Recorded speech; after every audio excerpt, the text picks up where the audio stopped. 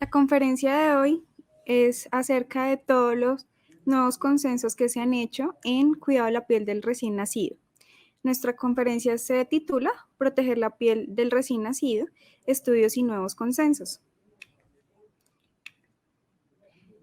Antes de empezar, declaro no tener ninguna relación o vínculo potencial que pueda ocasionar alguna confluencia de intereses. Entonces, como primera medida, ¿por qué debemos cuidar la piel del recién nacido?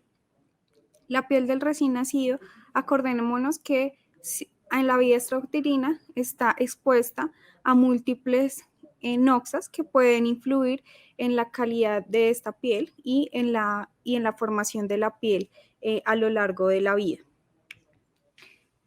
¿Cuáles son las funciones de la piel?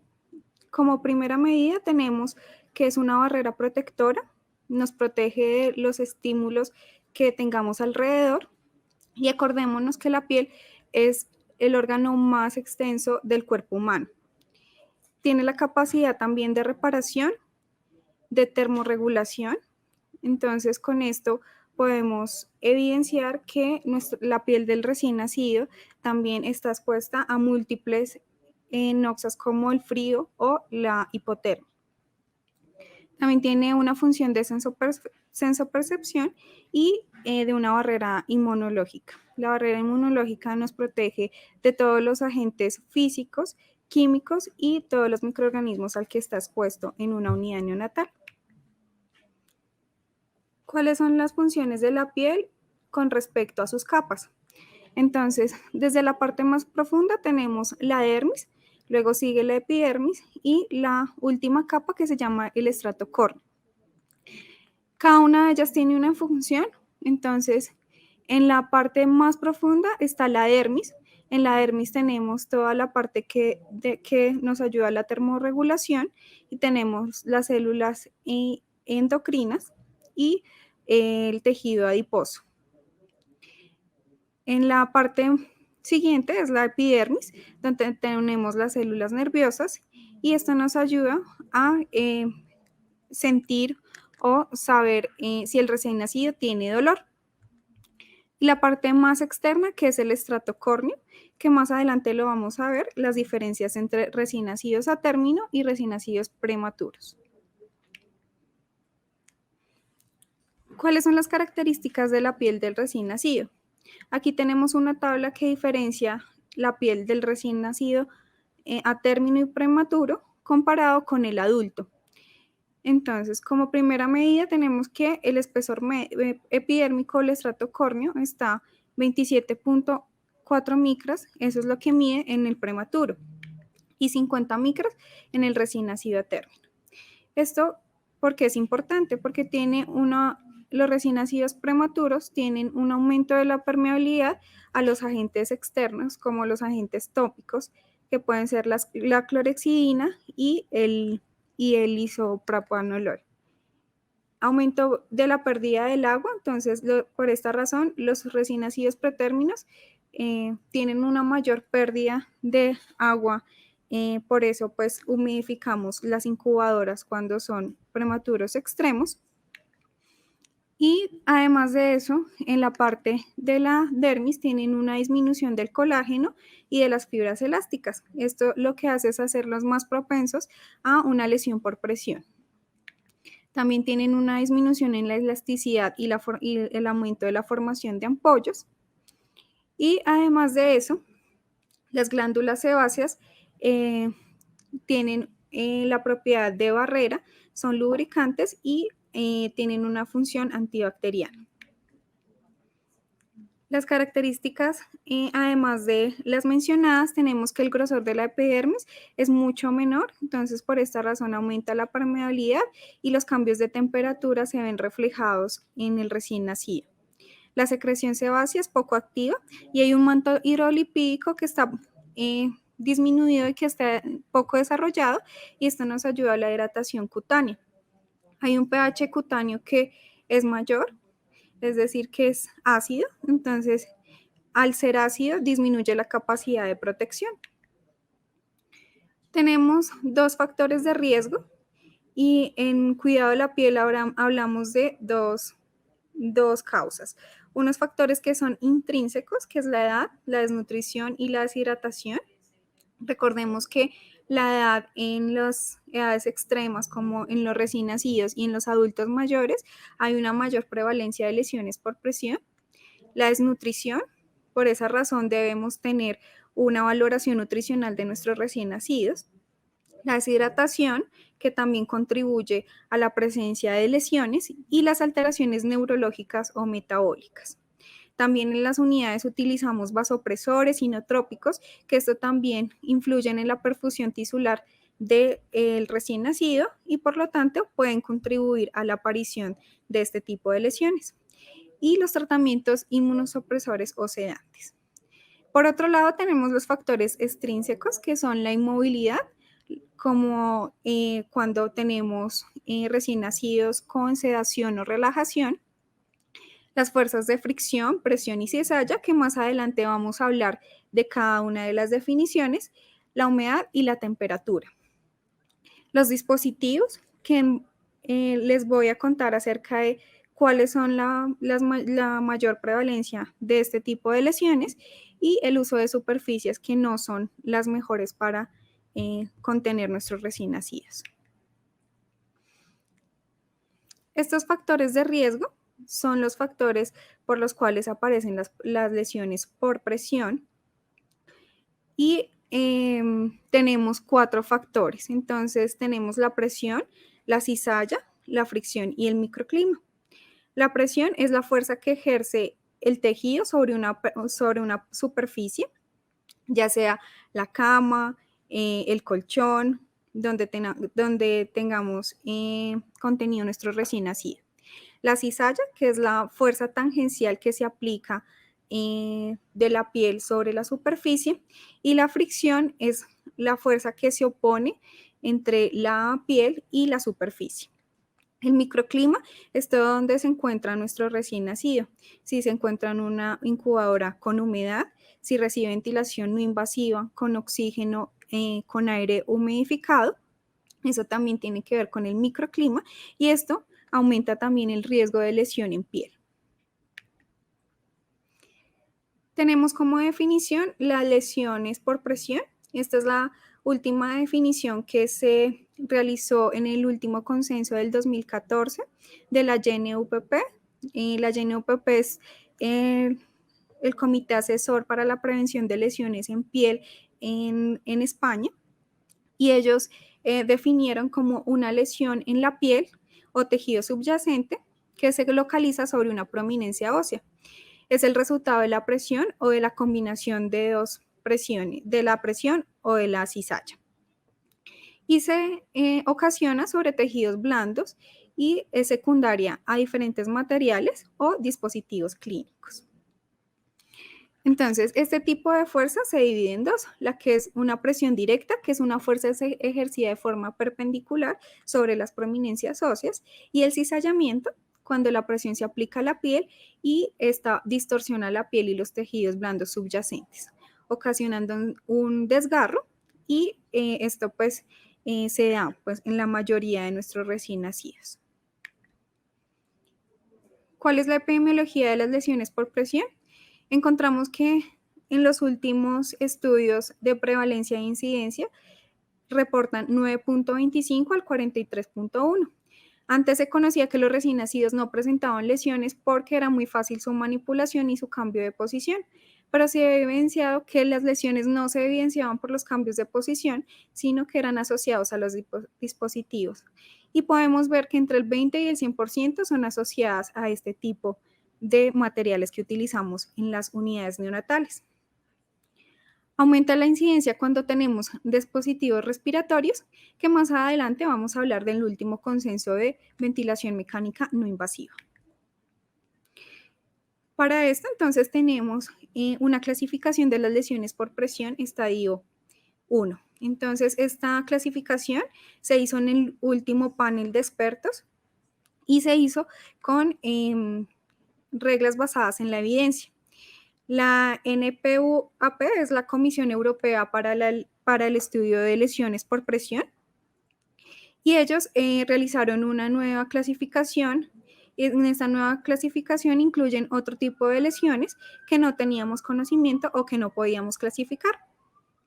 Además de esto, el equipo de García Molina, en su estudio de clasificación de lesiones por presión en la población pediátrica, también realizó un estudio acerca de cuál era la prevalencia de las lesiones y también hizo una clasificación de acuerdo a la clasificación del Comité Europeo.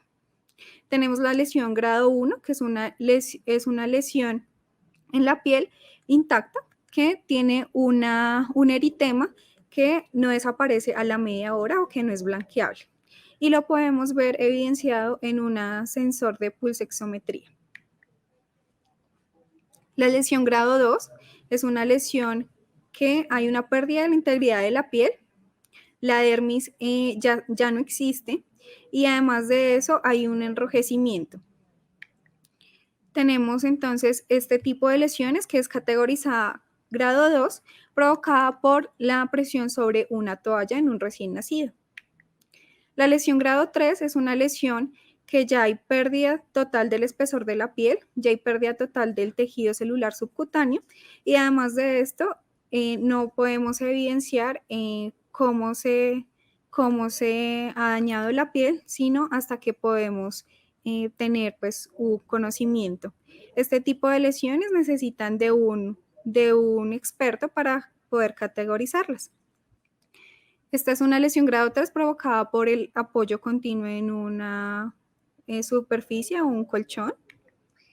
La lesión grado 4 es una lesión que aparece cuando ya hay pérdida total de la piel, se ve expuesto el músculo y el hueso. Y esta es una lesión en el occipital, que son las lesiones que más se reportan en los consensos de recién nacidos, que son las lesiones más prevalentes en las unidades neonatales, y fue provocada por la presión continua de un colchón. Se incluyó también otro tipo de lesión, que es la sospecha de daño tisular profundo.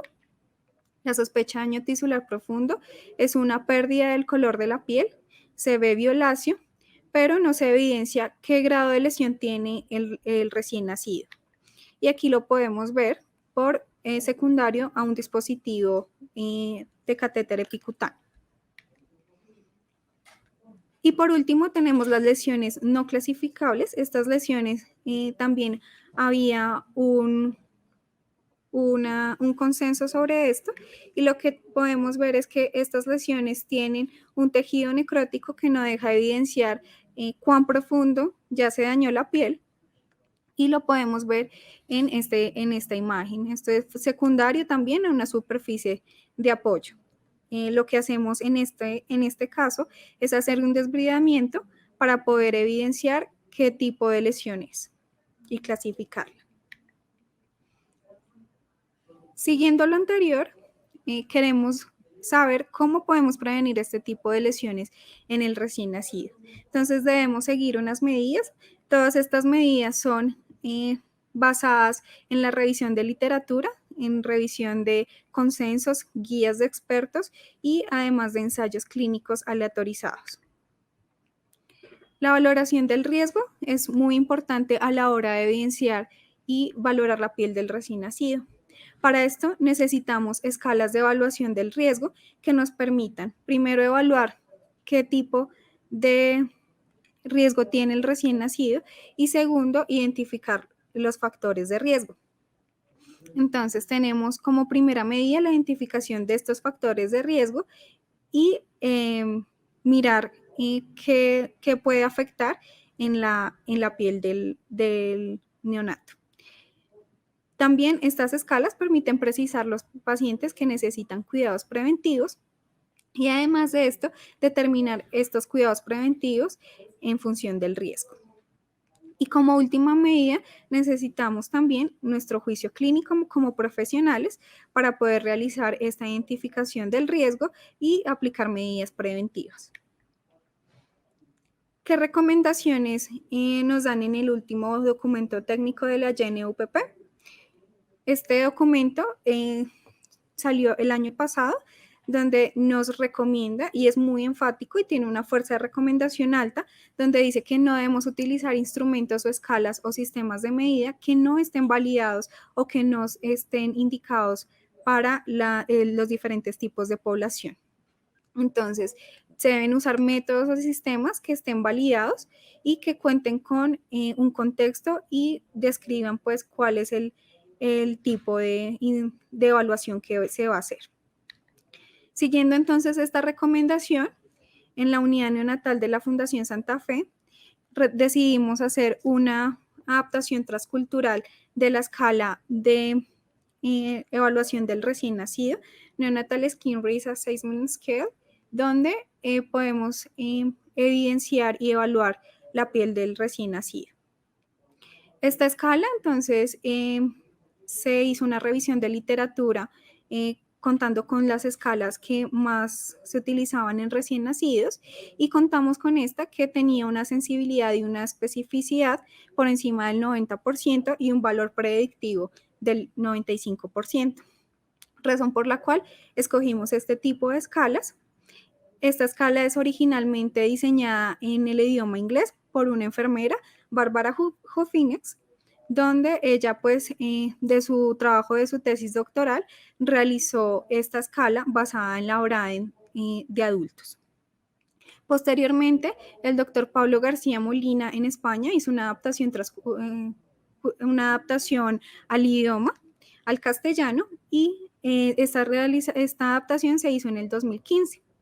Por esta razón, entonces pedimos permiso para poder hacer y hacer nuestra adaptación al contexto colombiano y hace más o menos 2 años ya utilizamos esta escala para evaluar la piel del recién nacido. ¿Cómo se divide esta escala? Tiene 6 componentes, cada uno independiente, y estos componentes evalúan 4 ítems, dado por la edad gestacional. Recordemos que entre menor edad gestacional, mucho más mayor será el riesgo de lesión en piel. El estado mental se refiere a si el recién nacido se mueve o responde a estímulos. Y la movilidad es si el bebé hace frecuentes cambios o no realiza ningún cambio de posición por sí solo. La actividad, donde se encuentra ubicado el recién nacido, en la cama, completamente encamado, se refiere a si está en una incubadora con humedad en cuidado intensivo y sin limitaciones si está en una cuna en cuidado intermedio o dependiendo pues dónde se encuentre nuestro paciente. La nutrición, entonces acordémonos que también es importante en la hora de evaluar la piel del recién nacido. Entonces, muy deficiente se refiere a todo lo que recibe el recién nacido sin un aporte enteral, como la nutrición parenteral o los líquidos endovenosos. En este caso, lo que más utilizamos es los líquidos destrozados. Y una alimentación excelente se refiere a la alimentación con seno o biberón. Esta escala entonces tiene 3 componentes de evaluación, alto, moderado y bajo, y cada uno de los puntajes nos va indicando. ¿Cuáles son las medidas preventivas? Entonces, estas medidas preventivas se dividen en 2, cuidados específicos y generales, la valoración de la piel, el manejo de la fricción y la cizalla y la humedad. Recordemos que la nutrición, como la medición de los perímetros y de las medidas antropométricas, debe también incluirse en la evaluación del recién nacido y también evidenciar cuál es su patología. Las medidas preventivas en contra de la presión, entonces tenemos la movilización, los cambios posturales que los podemos hacer en cada valoración del recién nacido y debemos tener cuidado cuando tenemos recién nacidos en mínima manipulación, ya que estos a veces por protocolo se mueven en cada turno. Entonces podemos hacer reposicionamiento ya sea de las extremidades o de la cabeza. Utilizar superficies de apoyo donde podamos no tengamos presión y podamos distribuir esa presión. Y tenemos también la protección local ante la presión, que en los últimos momentos estamos utilizando apósitos hidrocelulares que nos ayudan a liberar la presión. ¿Qué otras medidas preventivas tenemos? Como les contaba, los dispositivos respiratorios son los que más prevalencia e incidencia tienen. Entonces, en el último consenso de cuidados de la piel en neonatos portadores de ventilación no invasiva mecánica, es un consenso de la Sociedad Española de Enfermería Neonatal, donde nos indica que debemos colocar correctamente el dispositivo, que no haya fugas y además de eso que no pueda haber una fricción entre la piel y el dispositivo. Por esta razón debemos aplicar apósitos de barrera cutánea para mitigar estas fuerzas de presión, fricción y cizalla. Controlar la humedad, ya que estos sistemas tienen humidificación y esto pues contribuye con el microclima que pues es una de las causas de las lesiones. La movilización y la alternancia y los periodos de descanso recomiendan hacer alternancia con cánulas de alto flujo que disminuyen la presión. Este es el algoritmo planteado por el consenso. Entonces dice que valorar la piel del recién nacido en cada manipulación, controlar la humedad, aplicar pues todas las medidas para que esté correctamente la interfaz de la ventilación y alternar los puntos de presión a nivel de la nariz. Las lesiones que más se presentan son en la columela, en el tabique nasal, y debemos utilizar apósitos que distribuyan la presión. En este consenso también se indica que debemos utilizar o migrar de apósitos hidrocoloides a apósitos hidrocelulares que son más amigables con la piel del recién nacido. Las lesiones asociadas a la humedad son otro tipo de lesiones que son también frecuentes en la población neonatal. Las dermatitis asociada a incontinencia se refieren a inflamación de la piel que ocurre cuando la orina o las heces entran en contacto con la piel. Y esto es del último consenso de la Sociedad de Ostomías. Y nos habla también de todos los daños que puede ocasionar este tipo de humedad. ¿Qué medidas preventivas debemos tener? Entonces, debemos mantener la piel limpia, proteger la piel con productos de barrera, ya sea óxido de zinc, cremas de lanolina, productos de pretorolato, y además de eso, aplicar en fina capa y no de forma abundante porque no podemos evidenciar cómo está la piel del recién nacido. Cuando evidenciamos enrojecimiento, debemos hacer todas las medidas para restaurar la piel de este recién nacido. Este fue el último consenso de panel de expertos que se basa en las mejores prácticas en dermatitis asociadas a incontinencia en la prevención. ¿Cuáles son los factores de riesgo? Tenemos las heces, la orina, las bacterias o hongos que pueda generarse por la humedad, la fricción que hace la piel contra el pañal y la dentición. Todo esto sumado con la oclusión del pañal y la humedad hace que los recién nacidos presenten enrojecimiento, escamación, escozor y picor. También tenemos como medida preventiva una escala de valoración clínica de la dermatitis que fue diseñada en 2014 por Stamatas y fue una adaptación al español. Esta se hizo en el 2017 y la podemos encontrar en la página de upppediatría.org.